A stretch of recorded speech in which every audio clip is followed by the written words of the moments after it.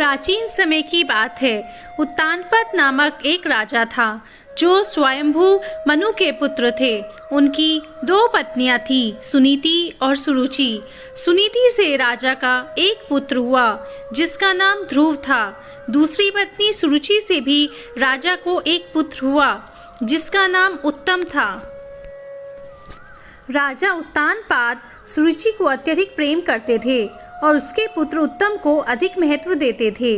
ध्रुव की माता सुनीति को वह उतना स्नेह और आदर नहीं देते थे, जिसके कारण ध्रुव अपने पिता के स्नेह से वंचित था। एक दिन की बात है, राजा उत्तानपाद अपने महल में सिंहासन पर बैठे थे और उनकी गोद में उत्तम खेल रहा था। ध्रुव ने यह दृश्य देखा और वह भी अपने पिता की गोद में बैठने की इच्छा से राजा के पास गया। लेकिन जैसे ही ध्रुव अपने पिता की गोद में बैठने लगा, सुरुचि ने उसे कठोर शब्दों में डांटा। उसने कहा, तुम्हें मेरे पुत्र के समान राजा की गोद में बैठने का कोई अधिकार नहीं है। यदि तुम इस योग्य बनना चाहते हो तो तुम्हें पहले भगवान विष्णु की तपस्या करनी होगी और फिर अगले जन्म में मेरे गर्भ से जन्म लेना होगा। तभी तुम राजा के पुत्र के रूप में सम्मान पा सकते हो। सुरुचि की यह कठोर बातें सुनकर ध्रुव बहुत दुखी हुआ। वे अपनी माँ सुनीति के पास गया और सारी बातें बताई। सुनीति ने ध्रुव को समझाया, बेटा, संसार में जो कुछ भी होता है वह भगवान की इच्छा से होता है। यदि तुम सच्चे मन से भगवान की भक्ति करोगे तो वे अवश्य ही तुम्हारी सहायता करेंगे। माँ की बातों से ध्रुव के मन में भगवान विष्णु के प्रति असीम श्रद्धा उत्पन्न हुई। उसने निश्चय किया कि वह भगवान विष्णु की आराधना करेगा और उनके आशीर्वाद से वह अपना स्थान प्राप्त करेगा। ध्रुव ने अपने दृढ़ संकल्प के साथ जंगल की ओर प्रस्थान किया, जहां वह भगवान विष्णु की कठोर तपस्या करने लगा। ध्रुव ने 5 वर्ष की आयु में ही भगवान विष्णु की आराधना करने के लिए कठिन तपस्या शुरू की। उसने पहले नारद मुनि से भगवान विष्णु के मंत्रों की दीक्षा ली।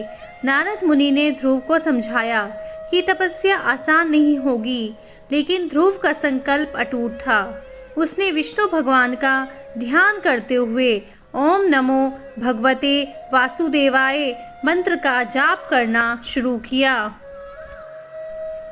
शुरुआत में ध्रुव ने केवल फल फूल खाकर तपस्या की, लेकिन जैसे जैसे समय बीतता गया उसने जल का भी त्याग कर दिया और केवल भगवान विष्णु का ध्यान करने लगा।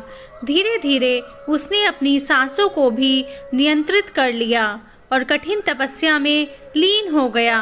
उसकी भक्ति और तपस्या इतनी प्रबल थी कि उसने तीनों लोकों में हलचल मचा दी।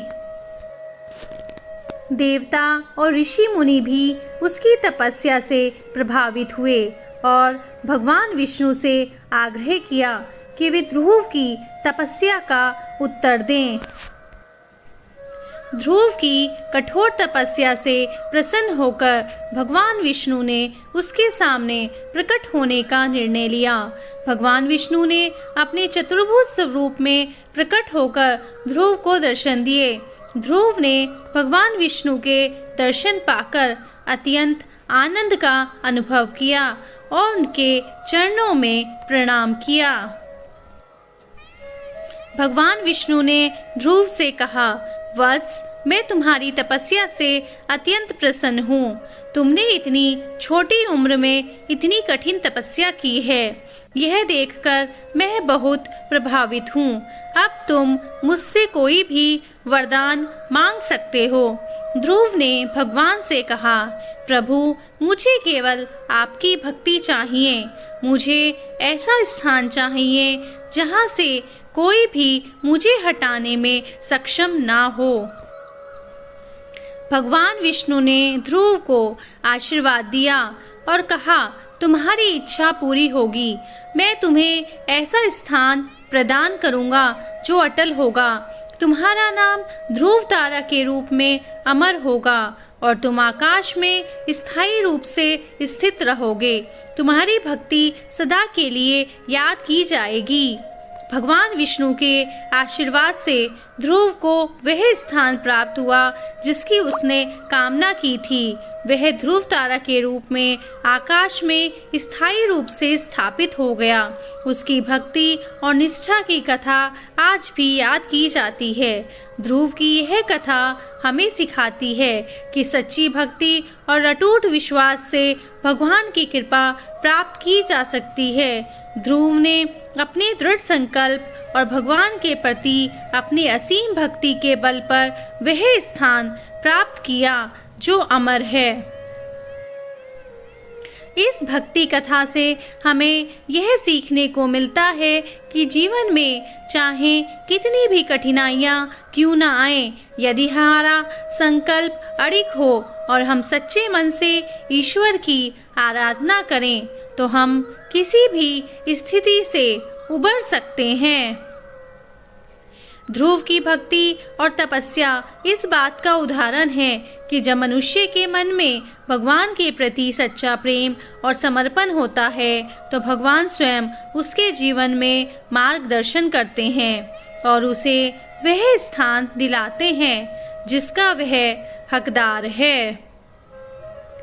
यह कथा हमें यह भी सिखाती है कि भक्ति और प्रेम में कोई भेदभाव नहीं होता।